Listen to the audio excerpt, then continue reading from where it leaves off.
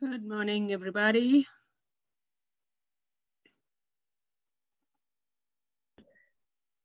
Morning, Delicia. How are you doing? I'm good. And how are you, Lauren? Wow, long time no see. It's been a very long time. Yes, I'm well, thank you. Hi, Ashton. Hi, everyone. Good to be part of this team. Feels like I'm coming home.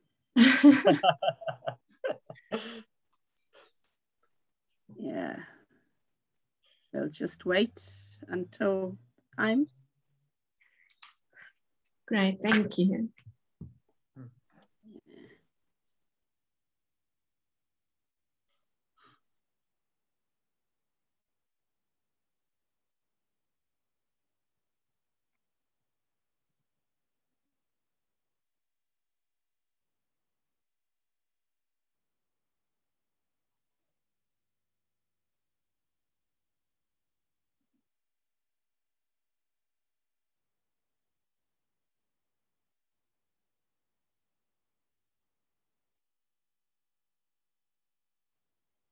So welcome, everybody.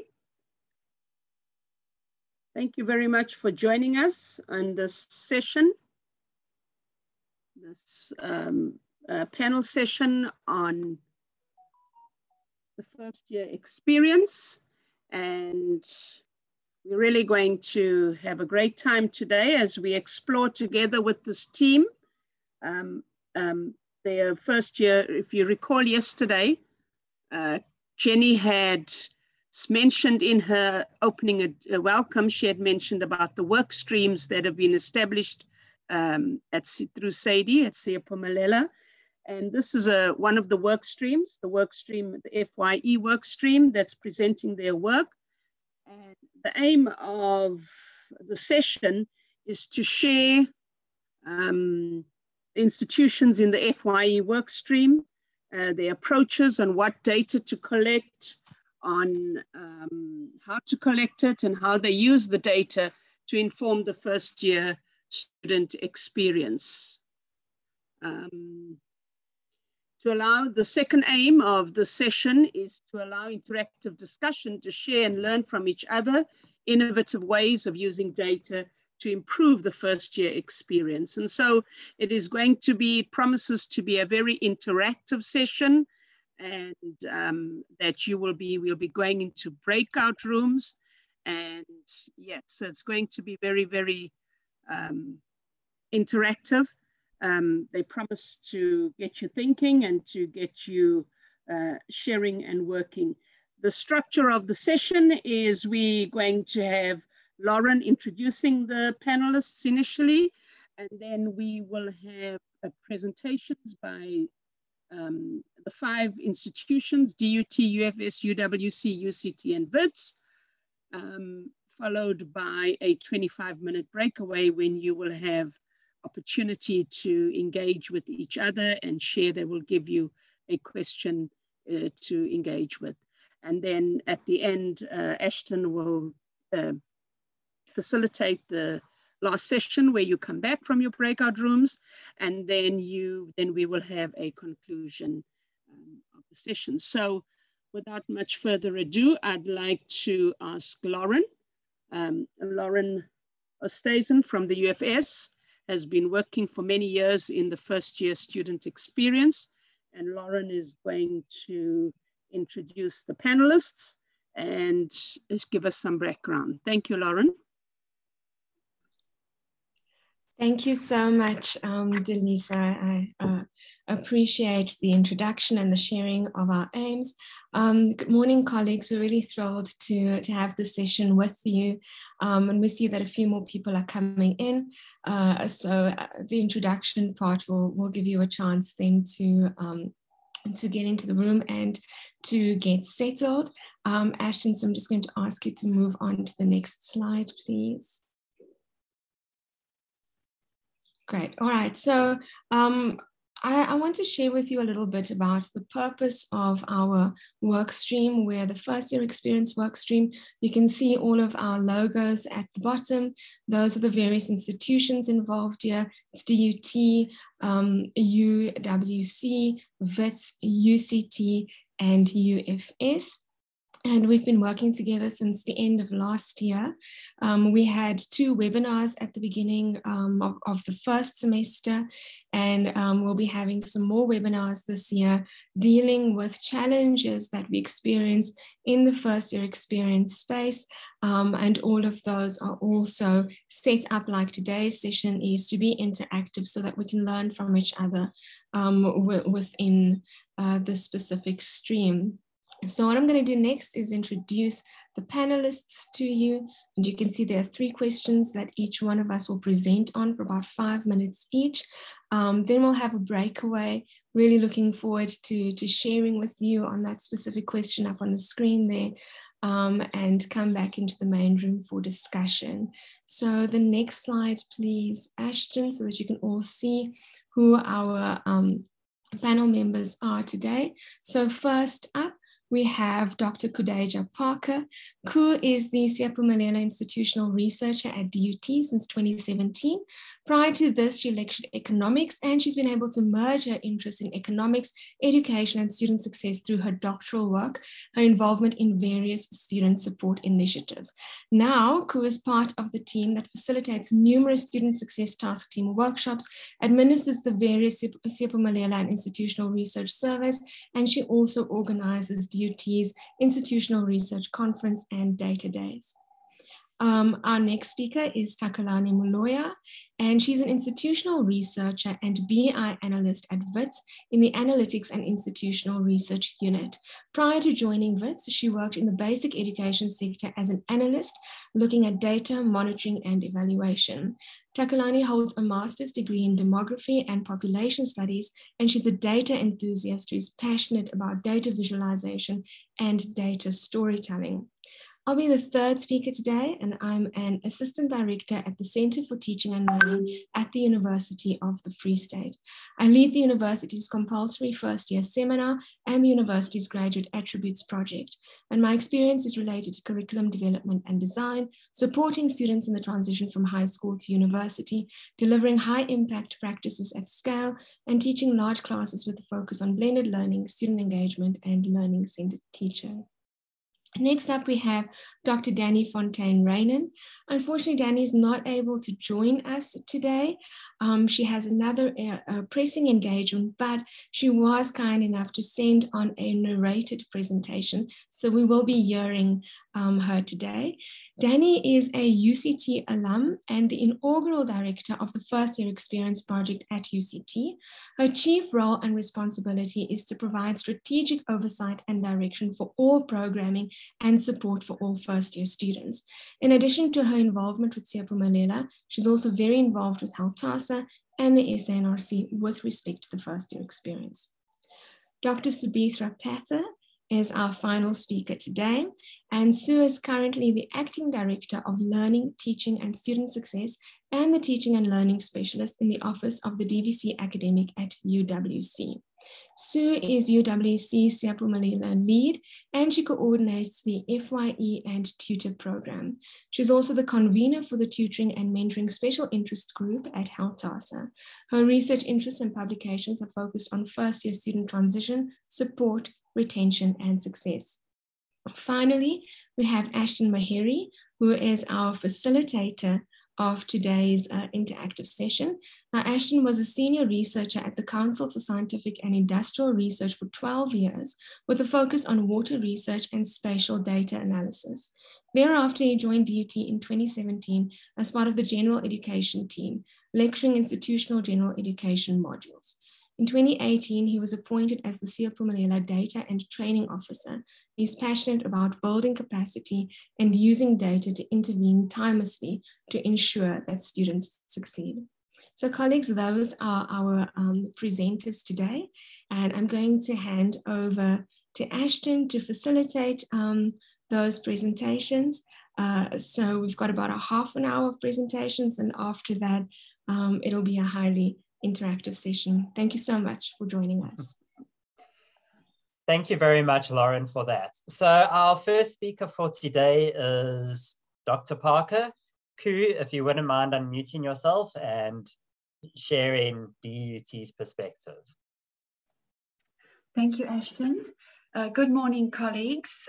Yes, I'm going to speak, and Ashton, please monitor my 5 minutes because you know I can run away with it.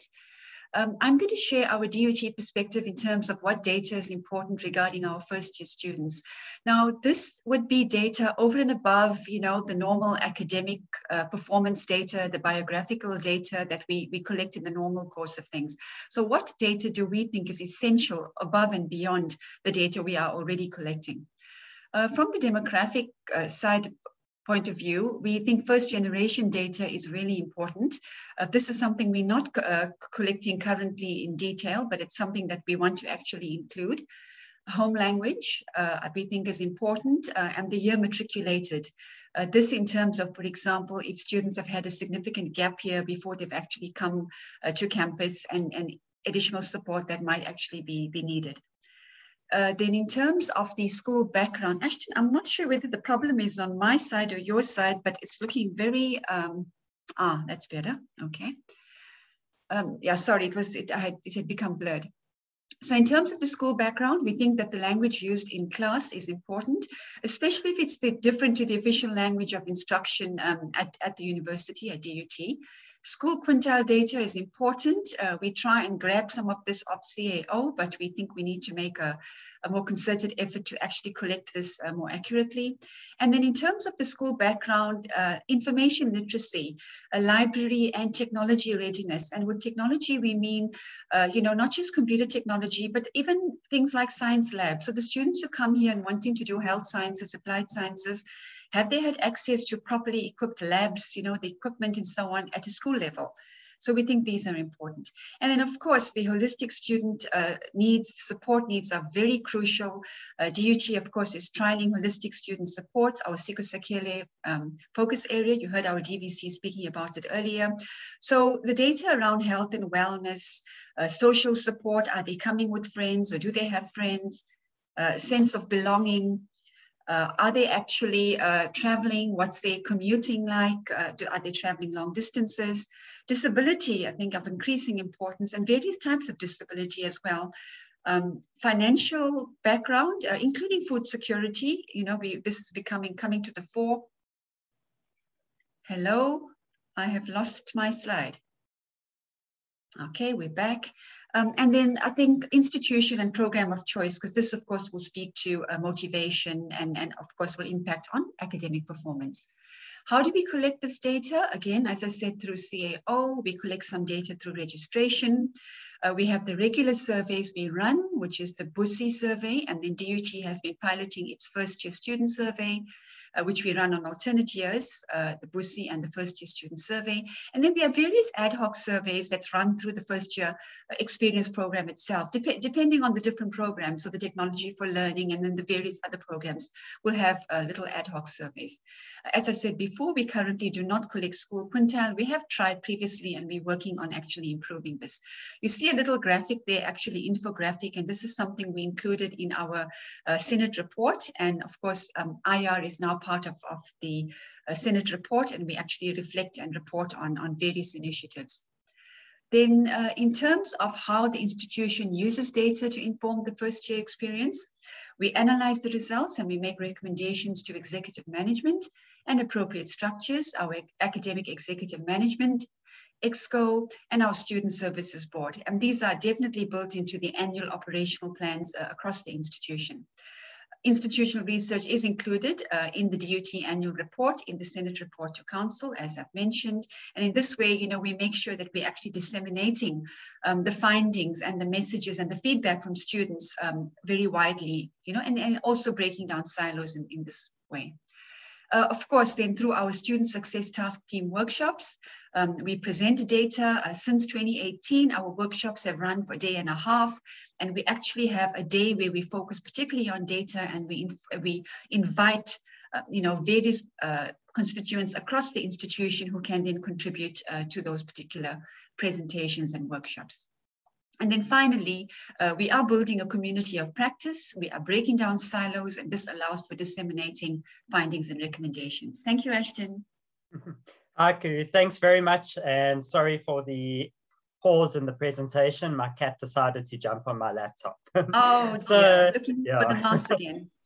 Yes, so our next speaker is going to be Takalani from Wits. If I can ask you to please unmute yourself and share your video, and if you wouldn't mind presenting, please.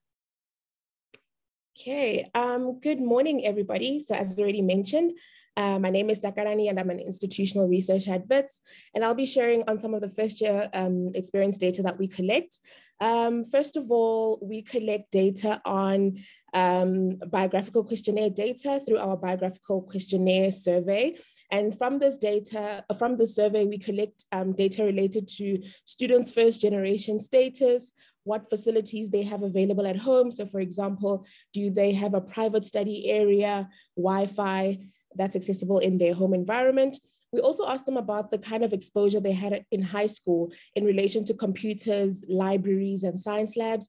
We tend to find that sometimes we have students registering for science-related programs, but they've never actually used a science lab during their high school period. We also asked students about whether they had any experience using online learning sites. This also helps us gauge their level of engagement with online learning. And we also asked them whether they used a laptop, a cell phone to access these online learning sites, and whether they were also using them in classroom or outside of the classroom.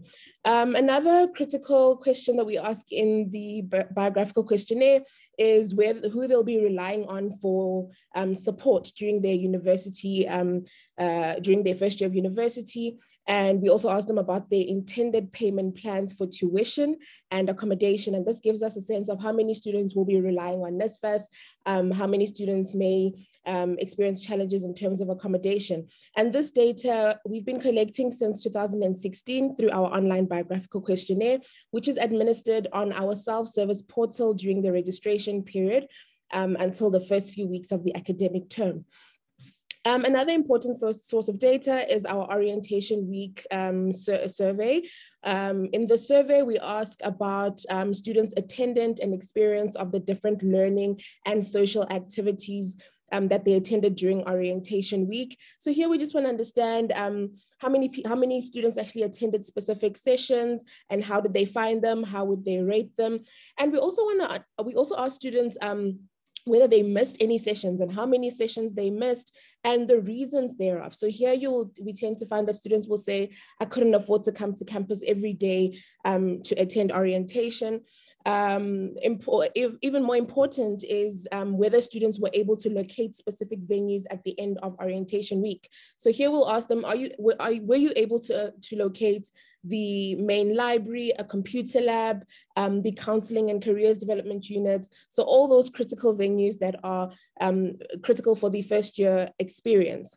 We also asked them whether they had any specific uncomfortable experiences that they would want to share and whether they want us to be in contact with them regarding those experiences. And we also asked them whether they have any suggestions for program improvement. The orientation week data we've been collecting since 2018, and it's an online survey which is administered on the Tuesday following our orientation week. And then we have the first year student satisfaction data, which just asks about students' experiences and satisfaction with their first year of university in relation to the various support structures and processes within the university. It also asks about the experience of the registration process, accommodation allocation process, and their experience with engaging with academic advisors, workload, study habits, and so forth.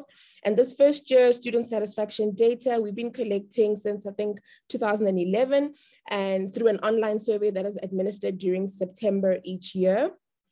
And in terms of how we use this data, so all the findings from these different projects are presented to the senior executive team, to our student success committee, the first year experience task team, the student services advisory committee. And the findings are also shared with the relevant and specific stakeholders with the aim of informing program and policy changes. So our biographical data is usually targeted at our academic advisors, the deans of teaching and learning, and all other teaching and learning staff and student affairs staff who use this kind of data for their program intervention plans for the year.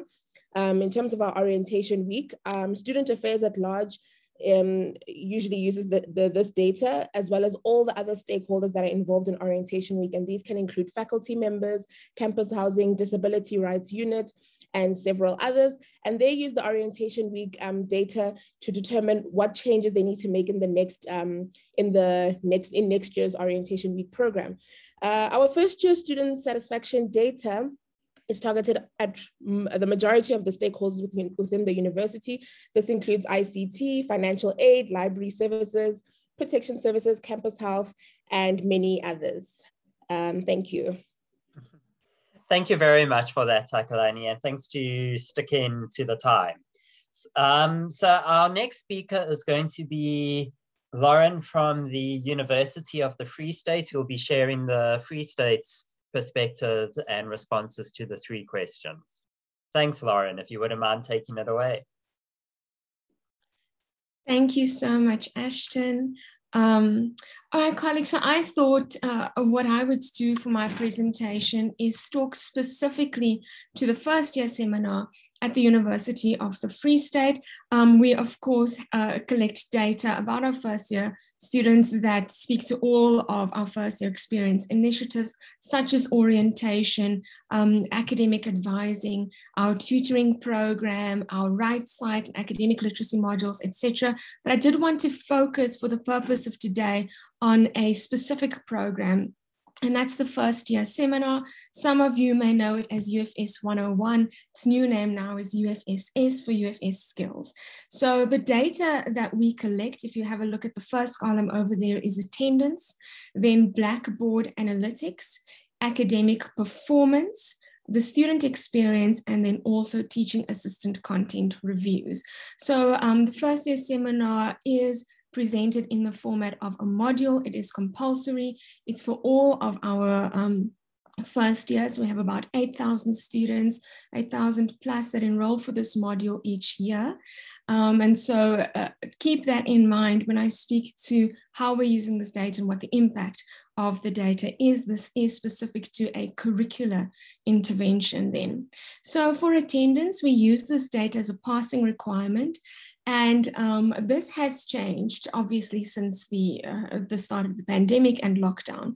So from 2012 to 2019, students had to attend 70% of their classes in order to pass UFSS. But in 2019, that was no longer possible with the move to emergency remote teaching and learning. And I'm quite pleased this year that we've brought attendance back in, but it is now part of the overall grade of the student. It makes up about 20% of their assessment mark. The impact of this data then has been that it's informed our pedagogy in the shift from blended, which is what we were before lockdown, to online. And therefore, this actually gave us the opportunity to move from assessing attendance, so looking at who showed up, the bums on the seat, if you will, to assessing participation and having a look at who engaged. And our Blackboard analytics helped us also with having a look at that engagement. Specifically, those online activity indicators helped us use this as part of our predictive analytics and have a look at the different categories that students fall into, as well as nudge them timelessly. We also include data on academic performance, of course, since this is presented in a modular format. It is also, of course, a passing requirement, but the academic performance of the students also helps to inform our assessment design and standardize our marking. So you can imagine with 8,000 plus students, I'm not the only marker. It will take me eons. So we employ teaching assistants. We've got this module running across, or the first year seminar running across 2 campuses. And we've got about 50 teaching assistants on the Bloemfontein campus, 30 on the Kwakwa campus. And when we have a look at the marking, we also run a consistency algorithm to ensure that there is standardization and consistency in their marking, of course, intensive training as well. The impact of this data is that the assessment design addresses the needs of the students and encourages learning. And so the feedback that we get in terms of their academic performance helps us then to keep improving the product. It also, of course, informs our marking practices amongst our markers. So this data is triangulated, the attendance, the Blackboard analytics, and the academic performance. It's triangulated for predictive analytics, and we then use that to nudge students. We have a nudge campaign with a communication plan for each semester. We nudge the students to get in touch with us, like the previous speaker spoke. The tone of your communication is so incredibly important, that you show students that you're there to support them. And so we reach out to them so that they can increase their attendance, their participation, and submit their assessments. And the impact of triangulating that data, using it for predictive analytics, and finally acting on it in terms of our nudge campaign is a higher success rate. We also collect data on the student experience. We run surveys. We ask students about the experience last year now and previously of face-to-face classes. Now we're online only. We ask them about their understanding of the content and, of course, their suggestions or recommendations for improvement. This helps us to inform content design and development, and it also helps us to close the feedback loop for students. So we give them feedback on how the information that they've given us has informed our content design and development. We also share this across the institution with other support initiatives as well. The impact of this data is content that is evidence-based and designed to meet the needs of students. Finally, we ask our TAs to also review the content before it is made available to students, because they themselves are students, they're senior students and postgrads. It helps us then again to inform content design and development, and has that same impact in terms of an evidence-based content design, in line, of course, with KIFT's transition pedagogy. Right, colleagues, so that's how we use data to inform and improve practices in our first year seminar. Thank you, Ashton. Thanks very much for that, Lauren. Ashton? So, yes? Before you carry on, just to remind people, if they have any questions, to put them into the chat, and then you would find a space to answer the questions that are in the chat. So all people, participants, if you have any questions, I see there's already one question, but it would be great if you would put the institution that you have the question for, and then put the question as you go through. Thanks, Ashton. Continue. Thanks very much. So our next speaker is Danny from UCT, who will be sharing UCT's perspective. There are a number of spaces at the University of Cape Town that are involved in data collection. Again, not only for first-year students, but given that this is our focus, this is what I'm going to be talking about. And this is an area, data collection, that we are also at the moment ramping up our efforts on, in the sense of now being part of the Siyaphumelela network, and paying more attention to not only the collection of data, but particularly what we talk about in the third column, which is how do we use this data to inform what we do at the institution, and in this case specifically, what do we do for our first year students. So as you can see, what I've listed in the first column there, what data is essential and what data are we currently collecting, given the situation we find ourselves in as well with regards to COVID. Sort of long-standing data that's collected, things like basic biographical information, socioeconomic information, and here in particular we pay attention to the school quintile, as well as an incoming student's mother tongue language spoken. First generation status, so are we talking about a first generation student or not? National benchmark tests, and particularly since COVID, collecting a whole lot more data on things such as access to and ownership of devices to be able to access online learning, the adeptness with using technology for learning, engagement with online learning, and more recently, and by more recently, again, also since COVID, but particularly over the last 8 months or so, students' use of student wellness services, and I'll talk a little bit more about that in just a moment, but particularly how are students using this particular service. How do we collect this data? Also varied instruments, various ways in which this data is collected. The first three are part of the application to UCT, so that's filled in right up front as students are applying to the institution. Our NBT results come via CTAP, the Center for Educational Testing and Placement, which is the national unit responsible for national benchmark tests across the country.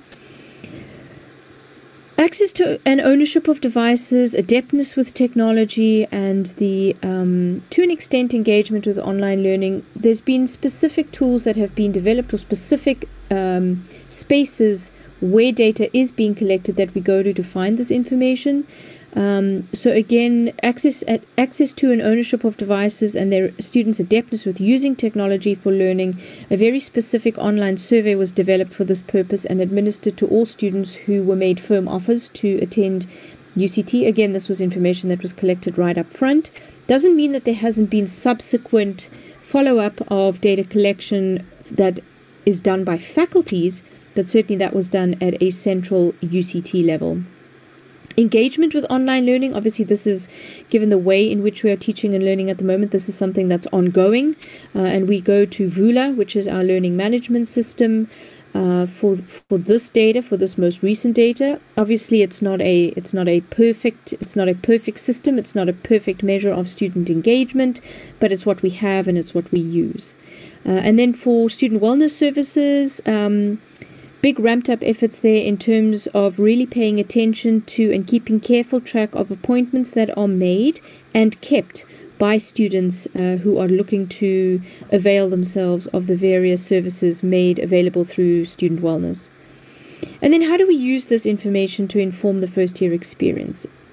A lot of data, for whatever reason, depending on how we collect it and what surveys we use to collect it and so on and so forth, a lot of data is collected for the purposes of tracking things such as retention, throughput, the achievement gap, and so biographical information, socioeconomic information, first generation status. Those are all axes on which we try to then disaggregate things like throughput, the achievement gap, retention, and so on and so forth to get a more detailed understanding of what those pictures look like. National benchmark tests, or NBTs, are used fairly extensively in all of our faculties, not necessarily every single one, but most of them, for the purposes of deciding whether or not to advise students to move on to our extended degree programs. So whether or not a student should remain a mainstream student or move on to a slightly pared down curriculum, not necessarily meaning they take fewer courses, but they take the same number of courses over a longer period of time. Access to ownership of devices, their adeptness with using technology. Those are, obviously, given the way in which we're currently teaching and learning with COVID, right up front we have to know and needed to know, do our students that are coming into the institution have access to a device to be able to do online learning, and do they have data to be able to support this endeavor? And then also with regards to adeptness with using technology, we've obviously had to continue to offer and tailor our digital literacy offerings and ongoing support for students who are trying to learn not only in a new space, but learn in new ways and using technology. Engagement with online learning, that's obviously collected, again, for a variety of different purposes, but probably the most compelling one is proactive support for students and staff, proactive support for students who might be struggling to connect, struggling to engage, struggling to make sense of what's going on around them. And then also for staff, in terms of proactive support for staff with regards to things like course design and so on and so forth. And then finally, with regards to student wellness services, or SWS, this has been used most recently to keep careful track of the rather exponential growth in the number of appointments that have been made and kept. That's key. Students are keeping their appointments. They are no longer necessarily just making an appointment and then not arriving for said appointment. And with that said, because we're operating under COVID conditions, it's also been a means of figuring out how student wellness services can make themselves more available to more students based on what the data is currently telling us. Great, thanks very much for that. So our next speaker is Sue from UWC. Sue, if you wouldn't mind unmuting yourself and presenting. And thanks very much for joining us from your other session and for making it in time. Thanks very much. Thank you. Thanks, Ashton. Good morning, colleagues. To answer the first question on what data was essential for us at UWC to collect about our first years, were to answer three important questions. Firstly, we needed to know who were the first year students entering UWC. Where do they come from with regards to not only location, but also looking at the socio-economic and cultural place that we wanted to find out. And lastly, what realities do they bring with them with regards to their expectations, their preparedness, their skills, etc. So information that was collected was demographic information, looking at gender, age, language, the area, the school type, and also funding. Attributes that we collected was looking at their schooling experience, their readiness for studying at a higher education institution, looking at transport, accommodation, whether they were first generation students was also important. And then we looked at the first year student expectations. What were their expectations with regards to academic and social engagement? And under academic engagement, once again, looking at their preparedness for university study, their willingness to engage, and also seek support, and also making friends at university. And then we also collected data on their actual experience when they were at university, looking once again at their academic and social engagement and their sense of belonging. So if we look at the second column, how do you collect the data? The data, most of the data was collected during the admission process and also during registration was the first data source that was collected. But more importantly, to get more details about our students, we made use of surveys. And the first survey that we used was the UWC First Year Student Attributes and Expectations Survey. This survey actually went out to students prior to them entering their first year at UWC. Once the students were accepted for a program at UWC, with the acceptance email was a link for them to complete the expectations survey. And the second survey was the UWC Student Experience Survey. I think there's a mistake there, I got expectation again. It should be UWC Student Experience Survey, which was conducted at the end of semester 1. So we used that information from their experience in semester 1 to actually do a gap analysis between the expectation and experience to see how could we support the student, what was the gap between the expectation and the experience, whether there was a wide gap, and did we need to address this ASAP before they get into semester 2. Also triangulating the information was the SASSI survey, which is done, we looked at the first year students' data from the SASSI survey to actually support our university expectation and experience survey. Another good thing is that all the first year student data is housed in a central place together where we would get information from the student admin system and the marks administration system as well to assist us. How does the institution use the data to inform the FYE? The first most important thing, looking at all the data that I just spoke about, it's a multi-dimensional approach that we usually adopt. And the first important point is about sharing the data. It's important once we collect this data to go with this data to the faculties, to the units, to create an awareness of our first year incoming students, create conversations and strategic planning so that we could provide a holistic support for our students. The second we use to create self-help resources for our first-year students, which could be used to provide them with information and steps to follow if they need to use the library, if they require psychosocial support, financial aid, and also for Res Life. The gap analysis is done with the first-year student expectation and experience survey. And judging from the gap, we also try and implement support programs. And a good support program, I think the presentation is tomorrow by the first-year transition officers, in which they talk about their experiences in the first-year mentorship program and how they were able to support the students from the data received from the expectation and experience survey.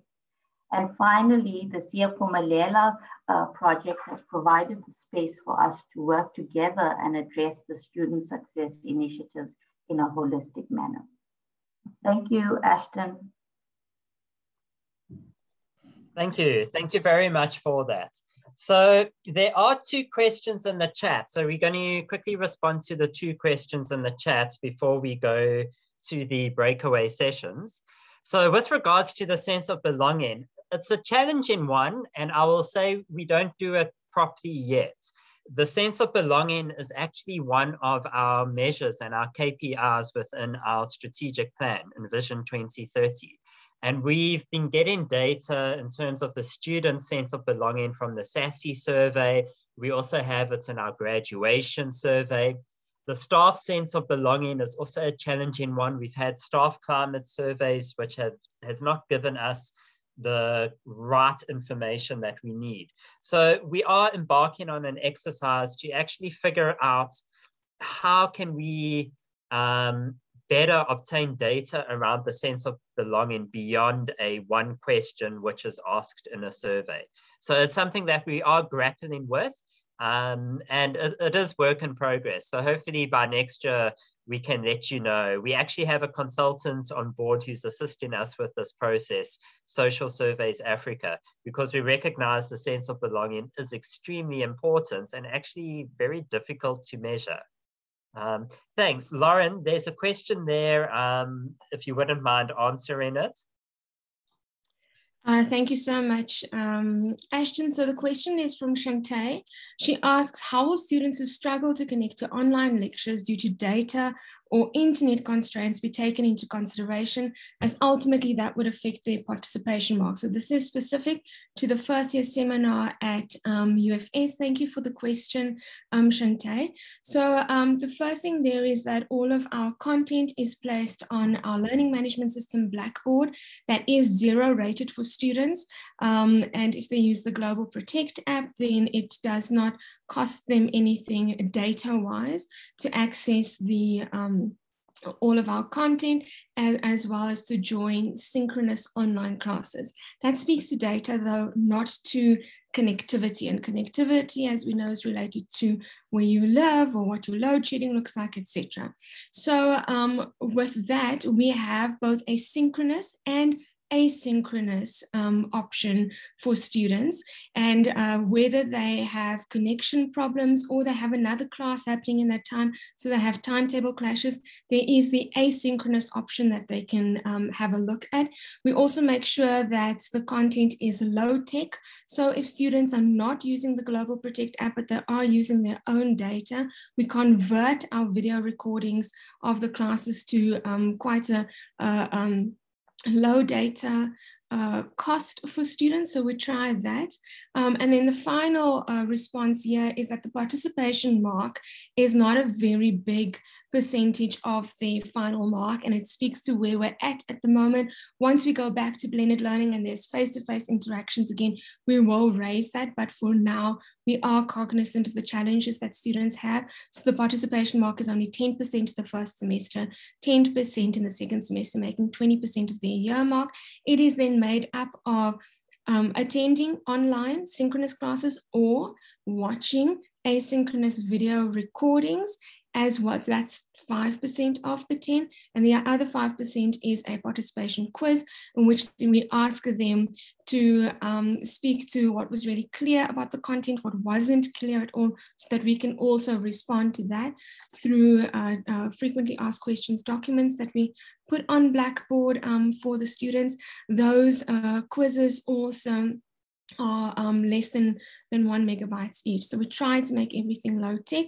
Our final approach is that when we see that students are just not connecting anywhere and they have not been active, our teaching assistants phone the students using Skype for Business. So it is then at no cost to the student to try and catch the students up, reach out to them and find out how they're doing. I hope that that's helped to answer the question. Thanks, Shante. Thanks, Ashton. Great, thanks very much for that. So we're now going to move into the breakaways. You are going to have a member of the first year experience work stream who is going to be the facilitator and the scribe. And they'll be responsible for presenting when we come back from the breakaways. So we've got around 15 to 20 minutes for the breakaways. And you will be moved into the breakaway groups automatically. Thereafter, you'll be pulled back into the plenary session where we will have a bit of a feedback from our facilitators and our reporters, and then we'll have some concluding remarks. So I think we are ready to start the breakaway. A reminder, the question is, what innovative ways should institutions use the data it collects to improve the experience of our first year students? Okay, so we've kept it very general, and we'd love to hear some creative responses, especially after having heard how the other institutions are using the data it collects.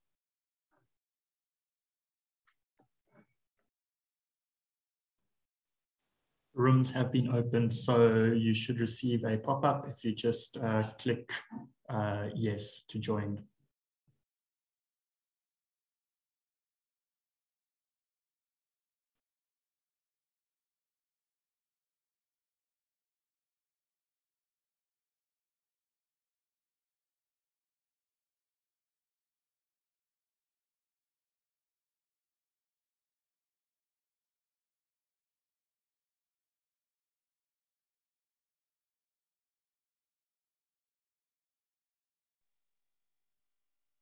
I see everybody's coming back.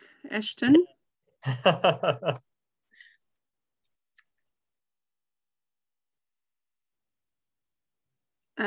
No, cool. We're back from the breakout rooms now. So we all gathering together and we're going through the last session of feedback from the breakaway rooms.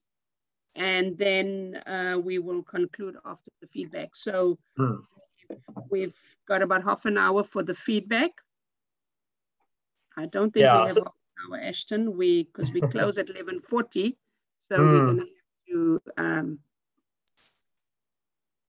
we're going to have to keep it brief. The report backs, and then still allow some time for Q&A, additional feedback and that. So I'm going to go first then in terms of my breakaway group, where we had representatives from UWC, NMU, as well as Northwest. UWC gave a really nice example of the data showing that students are using social media. And as a result, they've been engaging with their students on social media through YouTube, Instagram, and other social media platforms. So that's a really good way to connect with the students. Their how-to guides in terms of tips, exam tips has been very popular. DUT has also done the same. We're seeing the students are viewing those videos, those how-to guides that we created, which is really good to see.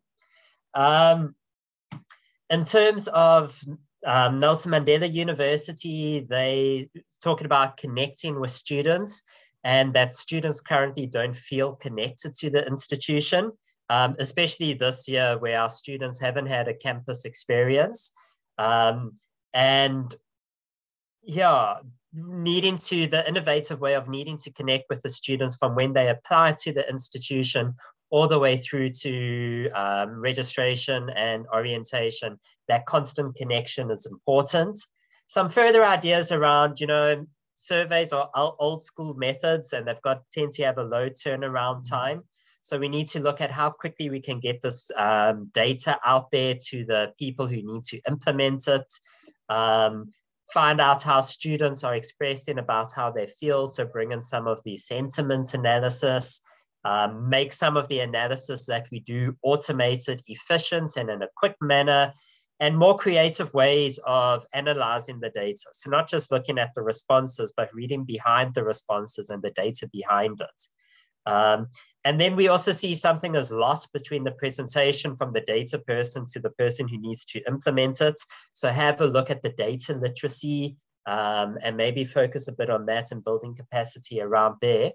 And then a really nice example from UWC, which was how they engaged directly with their students through their mentors and their first-year transition officers. And then they've got a feedback mechanism in that where students are able to feedback directly to the mentors, and it then goes into their weekly reports, which are submitted to faculties and the deputy deans, who then cascade it down to the lecturers. So where students are saying, oh, the lecturer is reading the PowerPoints, they're able to directly provide that feedback to the mentors. It then goes to the faculty and back to the lecturer, and they're able to immediately implement and change some of their practices in order to help the first-year students adapt and improve. So that was really interesting to see. There's also the mentor evaluations at the end of the semester where they talk about the atmosphere within their, that the students are experiencing, and how that can be improved. So again, those are reports which go to teaching and learning and deputy deans and are then cascaded down. So a really great feedback mechanism within their mentorship programs that they have going on. Really good to see. If we can move on then to our next speaker who will report back. Lauren, I'm going to ask you. Great. Thank you so much, Ashton. So we had some really great feedback in this group from UP. They always used to run a readiness survey at the beginning of the year. They now have combined that with a biographical questionnaire. So this basically serves as a needs analysis, but what they would like to perhaps look at in terms of innovation is generating interactive platforms that could start to respond to this in real time. So like you said, picking up that turnaround time from the surveys. From NMU, what has been a challenge, and we reflected on this as a group, that it's a challenge across many institutions, is coordinating the data that we collect so that we can prohibit survey fatigue from our students. If everyone is sending out surveys for students, it becomes very difficult to assess the quality of what it is that we're getting in then. They also have a look at application information, the quintiles, the maths literacy, the age of their students as markers for helping students to transition or where the needs are. And what they started deploying in 2020 was coaches that contact those students individually that then help them to develop an academic plan. At DUT, they said that they've started looking at data competitions as opposed to the usual surveys. And one thing that they started over there was having students write a letter to their grade 12 self. And so getting some really rich qualitative data over here. And also those letters could be used in multiple ways. It's quite a powerful tool to implement there. Then also with student participation decreasing, especially towards the end of last year, with their various online platforms, what they started doing this year with the virtual orientation was to draw in student leadership to also market initiatives to students, and then also bring in, so partnering with students over here, bringing in the class reps in classes to help with the collection of data, as well as the disseminating of surveys and so on. And at the UFS, within the data analytics team over there, working on an early warning system. So I think really a lot of innovation. One of the key takeaways was about this coordination of efforts across various units so that we cut down on the amount of time that students have to spend on both completion of these data collection tools, as well as their participation in the various support services that we have, that we align our work and we work together in a concerted way to optimally support our students. Thank you so much. Thank you very much for that. Okay, so that was our feedback from room 2. Room 3, Takalani, if you wouldn't mind, please unmuting yourself, showing your face and reporting back from your group. Thank you, Ashton. Okay, so in my group, we had UP, DUT, and NMMU, and UP reported on that they have a STAR survey, which they administered during orientation week. And they do this in conjunction with a careers test that they do for the first year students, which is free of charge, just to help them, guide them in terms of their career plans. And also with the STAR survey, the findings from there help them to determine whether they need to assist students with guides, study guides or materials and that kind of stuff.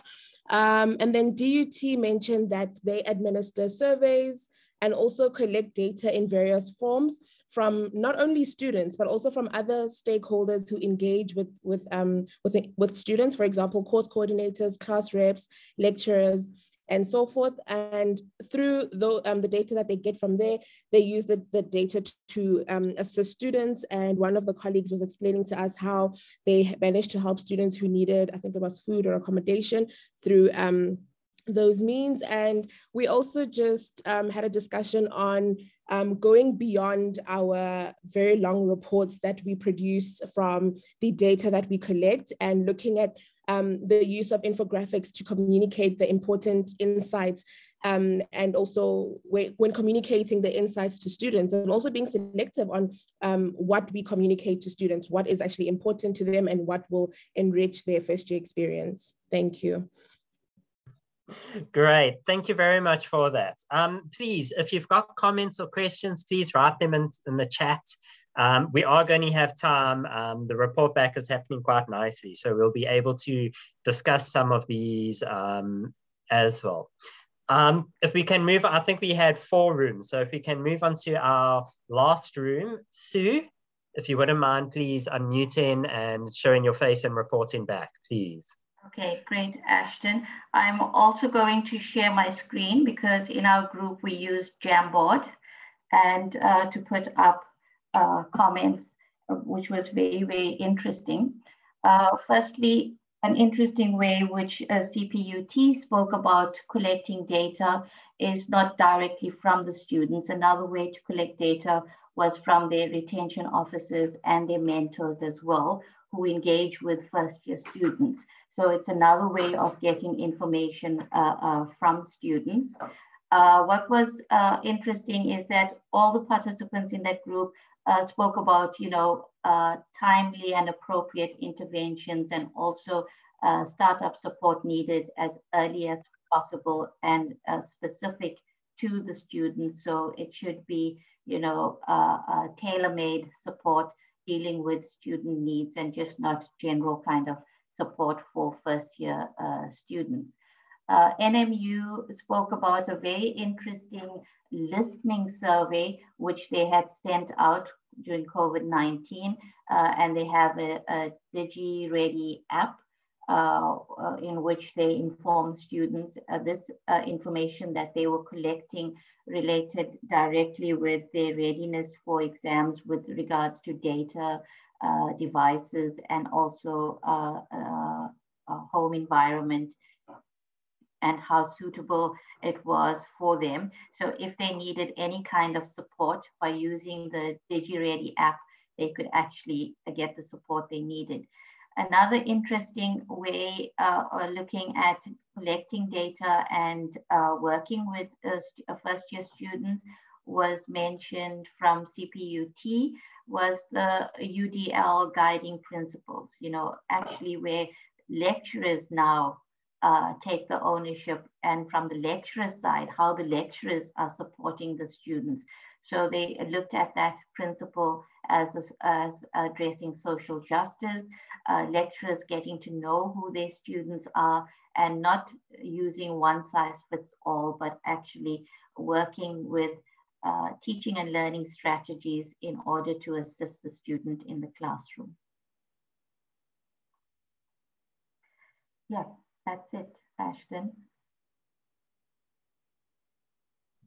Great, thank you so much. And thanks for showing us how to use Jamboard. We're looking forward to using it in our future FYE workstream webinars. So that was a really, really nice introduction to it. Thanks very much. So we've still got a bit of time now. If there are any questions, maybe you can just raise your hand. The session that we've got now does allow you to unmute yourself and to ask questions or share maybe some of your reflections around some of the innovative ways that we can improve the first year experience of our students. If anybody wants to raise their hands, this goes to the facilitators as well. If you want to share a little bit more that you maybe didn't get a chance to.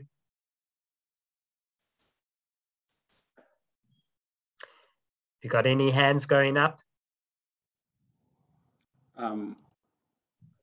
Yes, can I ask a question? Yes, go for it. I just want to hear people's experiences regarding the willingness by students to have a lot of data collected on them. Are there any challenges that institutions face with regards to that? Which institution wishes to respond? I think we can maybe all respond. See, Lauren, you've got your hand up. Go for it. Thank you very much for the question, Ephraim. I really think, if the introduction part to your survey clearly states the purpose of the survey, that goes a long way. Incentivizing surveys helps, or survey completion does help as well. But I think for me, the biggest way to kind of circumvent this is to close the feedback loop. If students can see what it is you're doing with their data, and see that it actually does have a positive impact, that it's going somewhere, that it's being used, then our experience has been that they don't mind responding to surveys. And when we close the feedback loop, we see that we get quite a high response rate. So thank you for that. I would say the same for DUT as when we close the feedback loop. It's not about the incentives of laptops, of winning a laptop. We see that doesn't work that well. It's whether the students are seeing that their feedback loop is being closed and they getting the results of the data and they seeing how the institution changes as a result of their feedback. Okay, that's great. Does any other institution wish to add? I think from our side at WITS, it's still quite a challenge. Survey fatigue is a challenge, and we really need to find a way to manage surveys. I think from the institutional research perspective, where we are also working with other stakeholders within the university to collect data, it's not a big challenge, but the problem is where we also have postgraduate students who are running surveys, and those surveys have to come from another office. And if you're a registered student, you know that like every day or every 2 days, you're getting an email to participate in the survey. And I think that causes a lot of survey fatigue. So even if you have a survey register for the institution, if it's not incorporating the surveys by the postgrad students, then it's still a challenge. And yeah, I think in terms of closing that loop and communicating to students, we still have a long way to go and a lot of learning to do. Thank you. Hello, it's Mohammed from CPUT. Hi, Mohammed, yes. Just to say from CPUT side, in order to counter the survey fatigue, we first, well, at least in some cases, we like to first ask the question, can the data be collected by other means? Because there's data sitting in lots of places. We don't have to conduct surveys. But only if we have to conduct a survey, then we go ahead and do it and make sure it's anonymous and that sort of thing. But we are full aware that there's data that can be collected from in very creative ways from places that we don't even expect to collect data. So we like to explore those avenues first before sending out surveys. Thank you. Thanks very much for that, Mohammed. I see we've got one question in the chat from Bradley. Are there any interventions that occur when students' first year experience is different to the university processes? And what creative alternatives are there to marry their expectations and the university process? Do we have somebody from our panel who would like to respond to that one?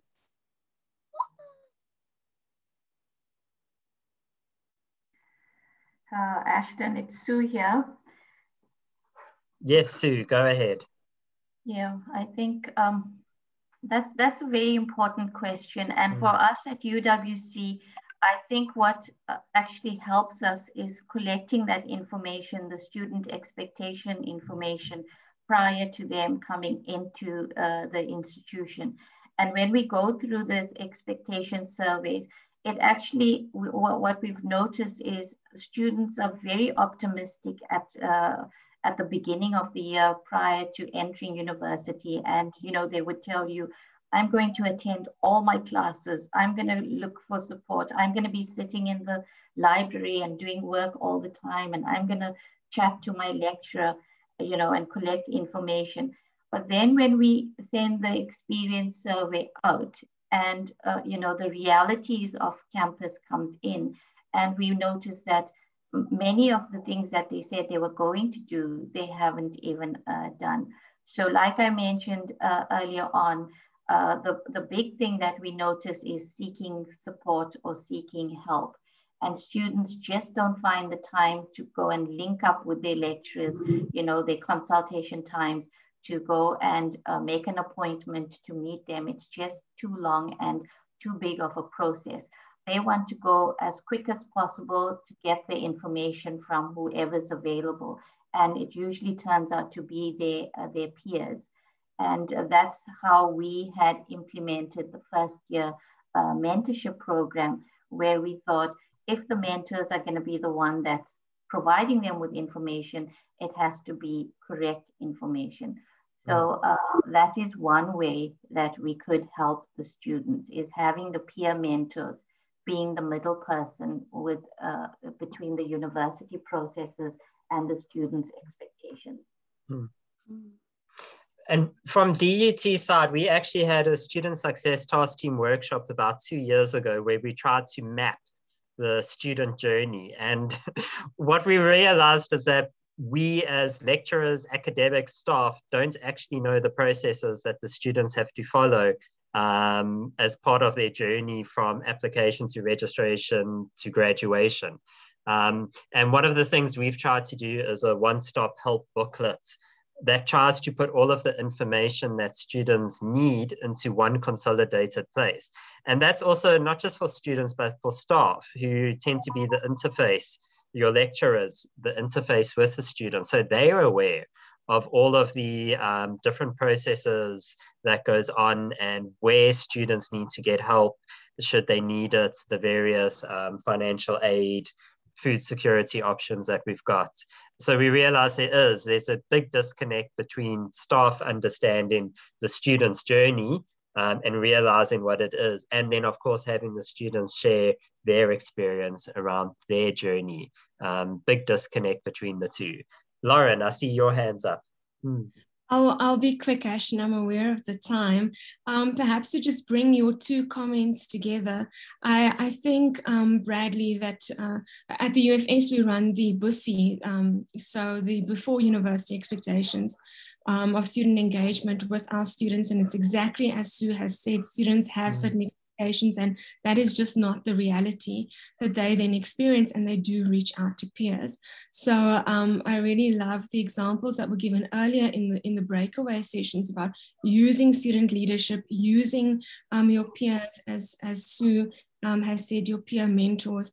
At UFS, we use our tutors, we use our teaching assistants, using fellow students to help guide students on that journey.